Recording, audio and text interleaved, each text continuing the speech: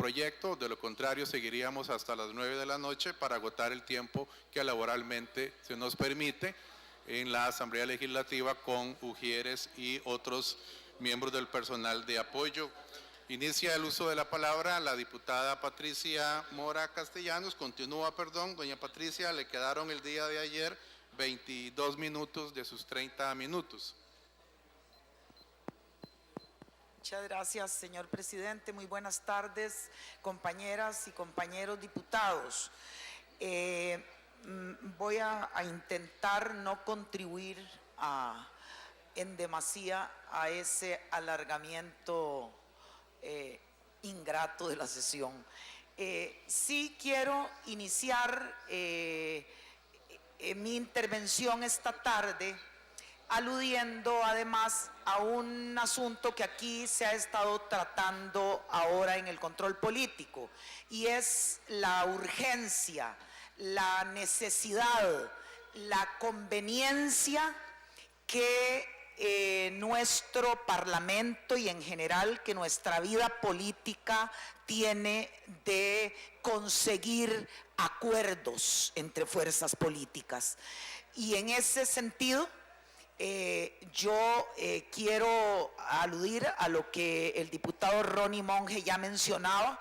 Hoy en horas de la tarde en la Comisión de Asuntos Sociales, como él lo decía, fue aprobado por unanimidad por los diputados y las diputadas que estábamos allí, representantes del Partido Liberación Nacional, del Partido Unidad Social Cristiana, del Partido Movimiento Libertario y del Partido Frente Amplio. El proyecto, digamos, se dictaminó y se revisó y se aprobó lo que tiene que ver con la necesidad del fortalecimiento de la inspección laboral en nuestro país.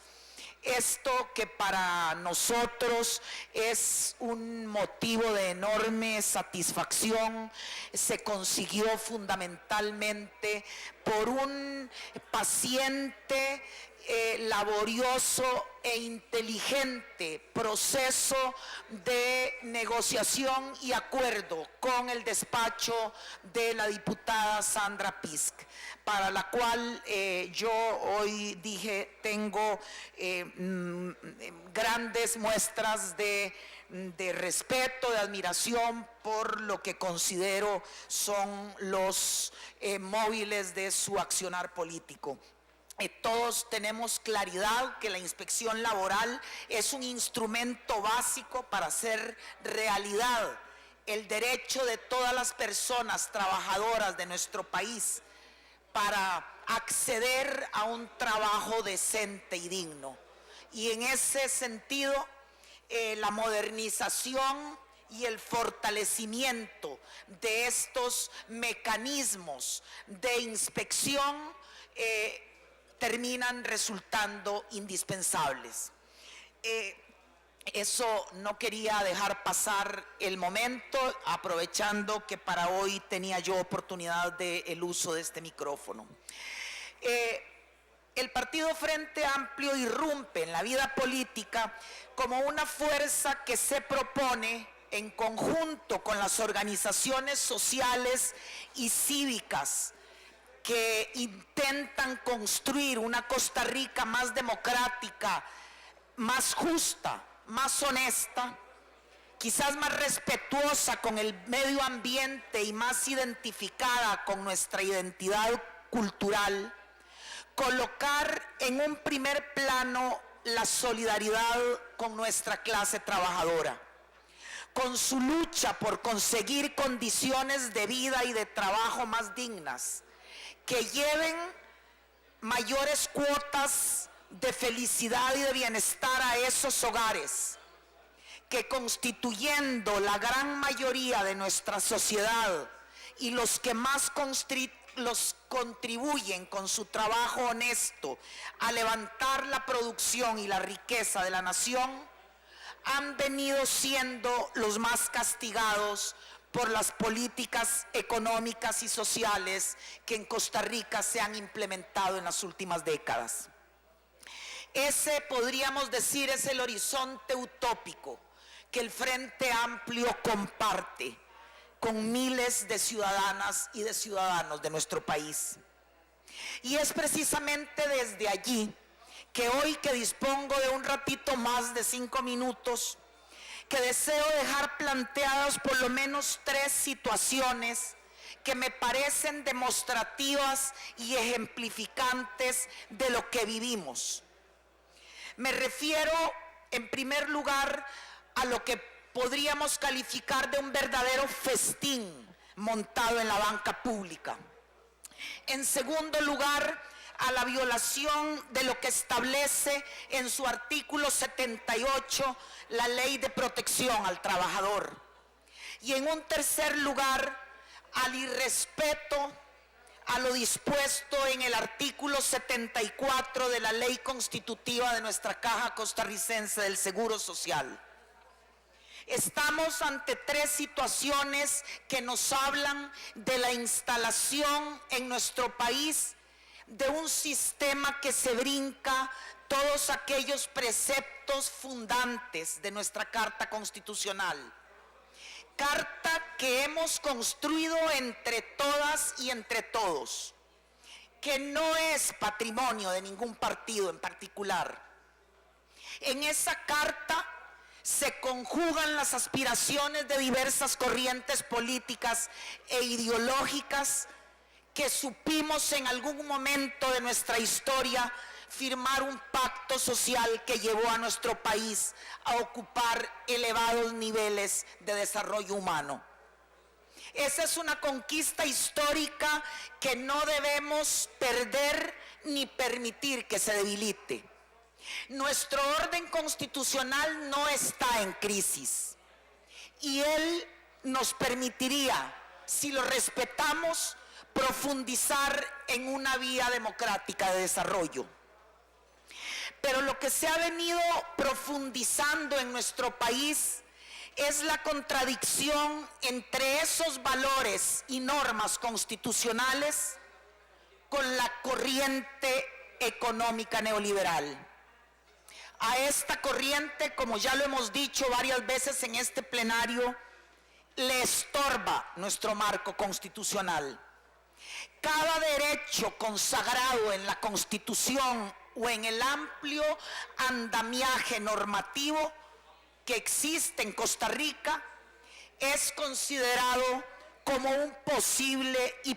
una posible distorsión para el buen funcionamiento del mercado. De eso, cada una de las intervenciones del diputado Otto Guevara es un ejemplo.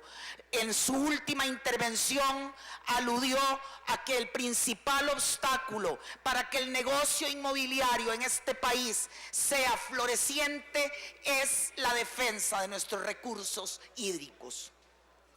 Una de las reformas económicas tomadas después de la década de los 40 fue la nacionalización bancaria.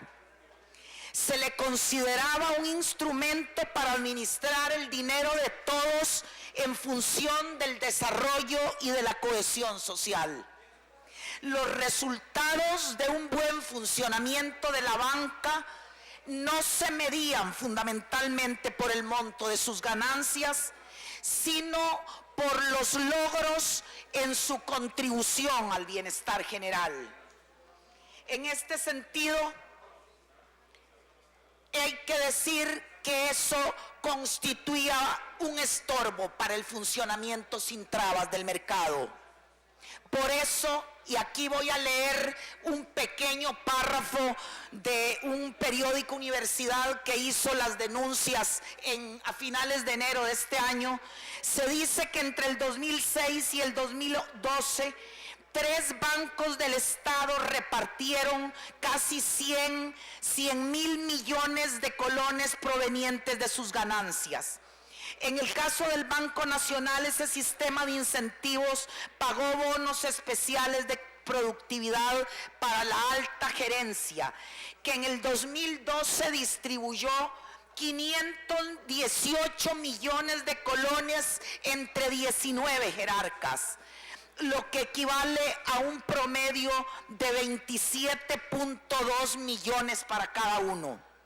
Esos premios complementan los millonarios salarios que perciben los gerentes generales de estos 3 bancos públicos.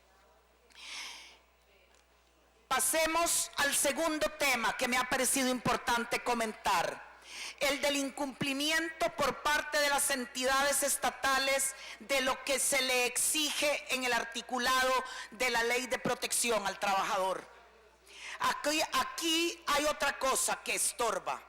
Es el tipo de Estado que tuvimos que ante la inercia de la empresa privada irrumpió en la vida económica de nuestro país, levantando instituciones como el ICE, por ejemplo.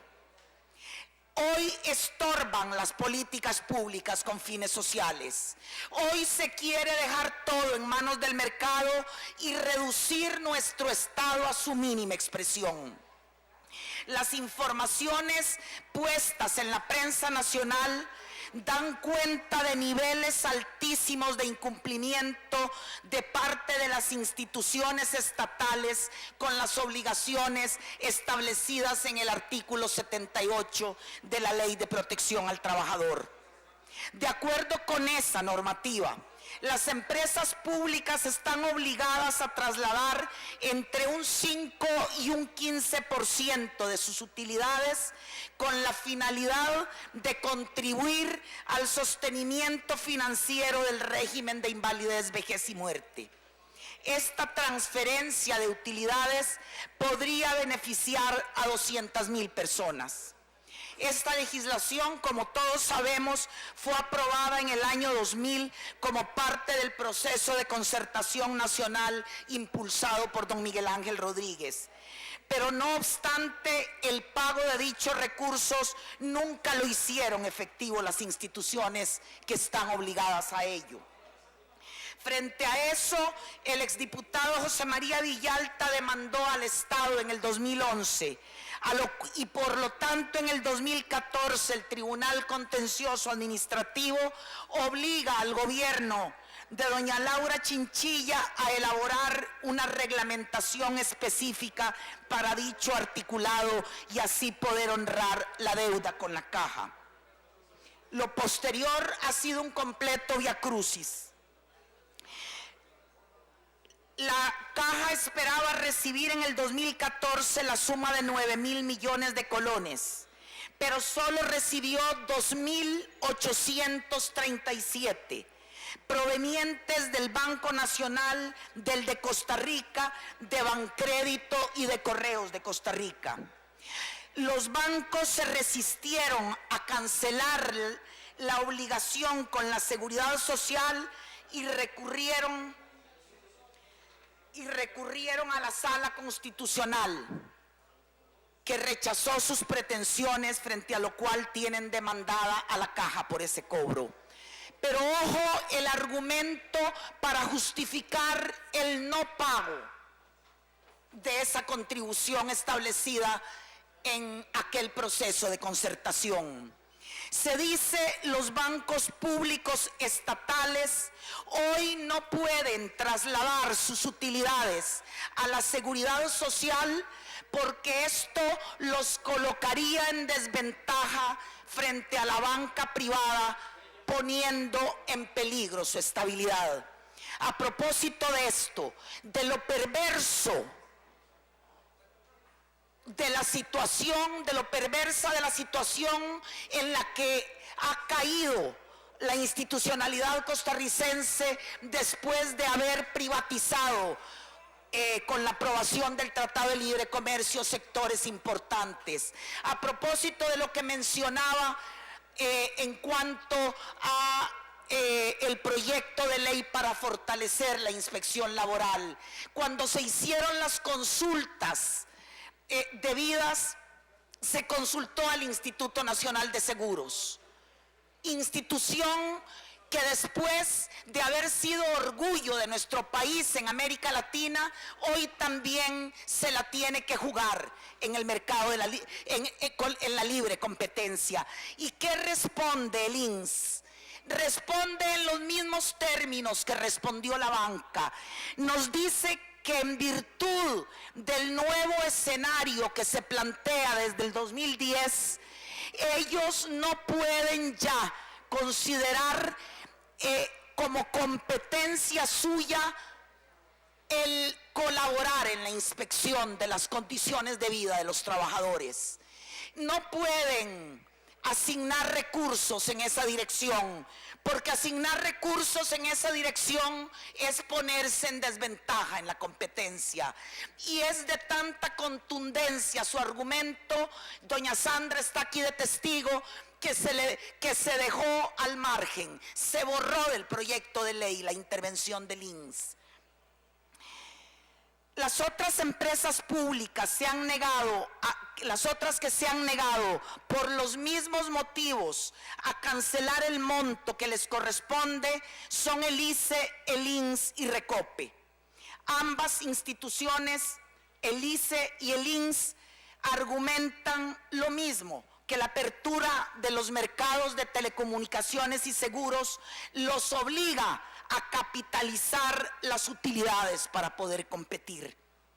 Estamos así, compañeras y compañeros, en presencia de sobre la realidad. Estoy dando hechos, estoy dando cifras de cómo, si se le impide a las instituciones públicas colaborar en el fortalecimiento del bien común, nosotros debilitamos a nuestro país, debilitamos las condiciones de vida digna y decente que nos merecemos todos los costarricenses.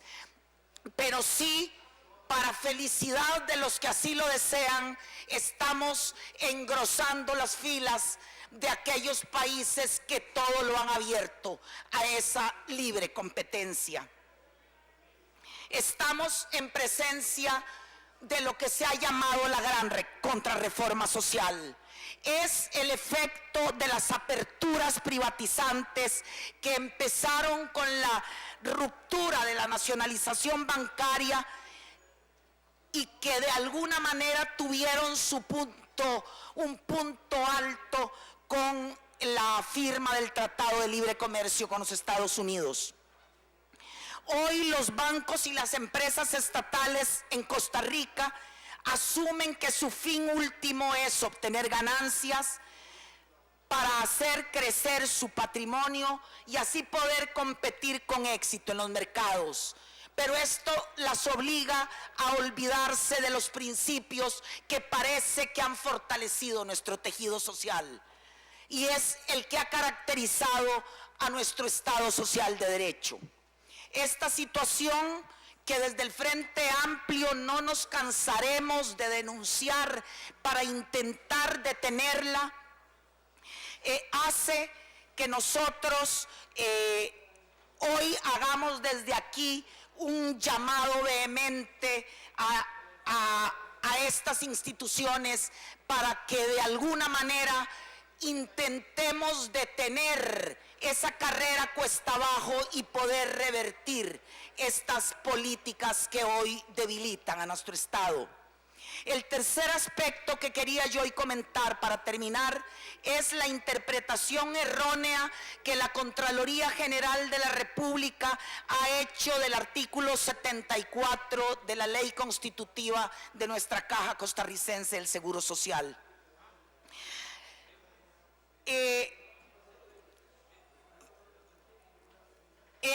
Desde el Frente Amplio nosotros hemos impulsado expedientes como el 17.954 o el 18.329 para declarar, por un lado, imprescriptible las deudas con la Caja, fortalecer la gestión de cobro.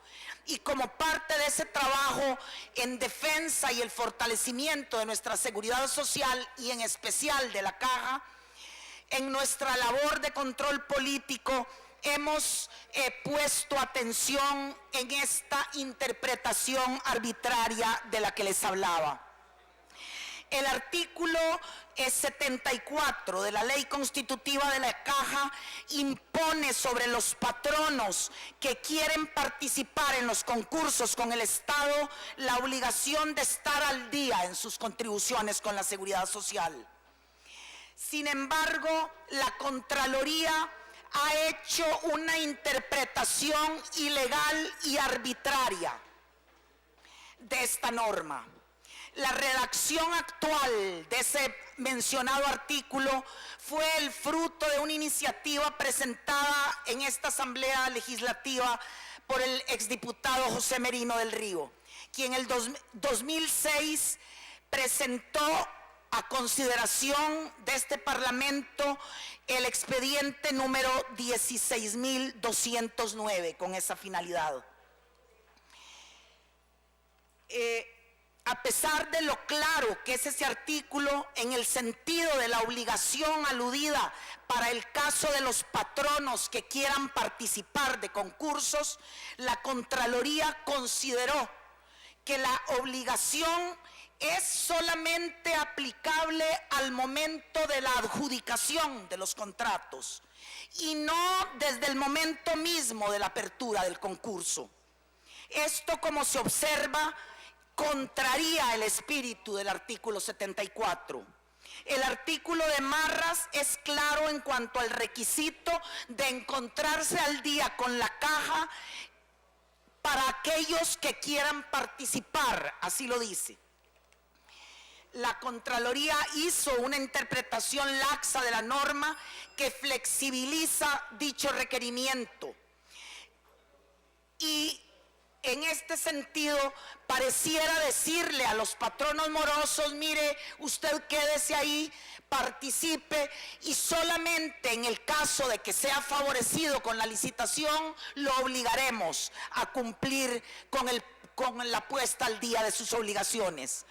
Obviamente, la propuesta presentada por el diputado Merino no tenía ese sentido. Nosotros desde el Frente Amplio, antes de presentar la respectiva demanda para que se restaure este error, estaremos llevando en compañía de las instancias defensoras de la seguridad social y de autoridades de la Caja que tengan la disposición este proceso para que la Contraloría rectifique la interpretación de la norma referida. De esta manera, voy a entregar a la Secretaría la otra parte de mi intervención que quisiera aparezca en las actas, señor presidente, sin antes únicamente diciendo al final que creemos que cada una de las denuncias y de los escándalos diarios que aparecen en nuestra prensa abonan al mayor desencanto con las instituciones democráticas, y esto es peligroso para nuestra institucionalidad, y que es desde esa preocupación permanentemente instalada dentro del Frente Amplio que hoy me he permitido subrayar aquí y llamar la atención sobre los 3 casos mencionados. Muchísimas gracias y muy buenas tardes.